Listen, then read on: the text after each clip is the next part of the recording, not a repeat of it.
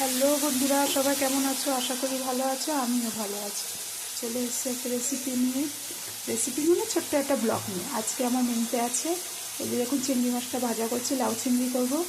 আর এদিকে মাছটা ভেজে রেখেছি, জ্যান্ত মাছের ঝোল করব বিনস আর আলু দিয়ে।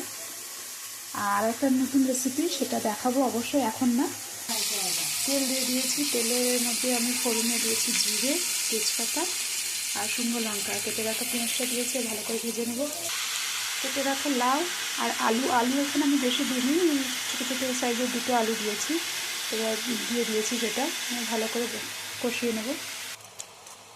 ভালো করে লাউ আর আলুটা ভাজা হয়ে গেছে। এবার আমি এর মধ্যে মশলাগুলো অ্যাড করে দিয়েছি।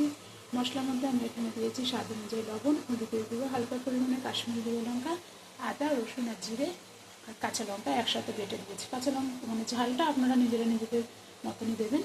তারপর আমি নামানোর আগে এখানে একটু চিনি দেবো, সেটা এখন দেখাচ্ছি না। আরও ভালো করে কষাবো যতক্ষণ না মশলা থেকে তেল ছেড়ে দিচ্ছি।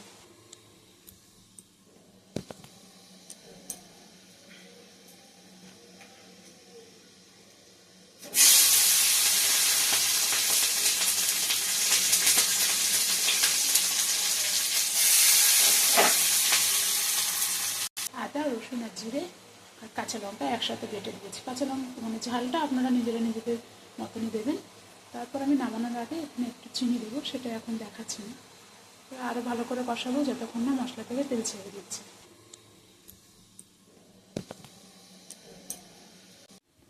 এই যে চিংড়ি মাছ রসুন আর কাঁচা লঙ্কা যে একসাথে বেটেছি। আর এটা হলো শিম, আমি সেদ্ধ করে আগে থেকে বেটে রেখে দিয়েছি। এবার দুটোকে একসাথে আমি তেলে ভাজবো।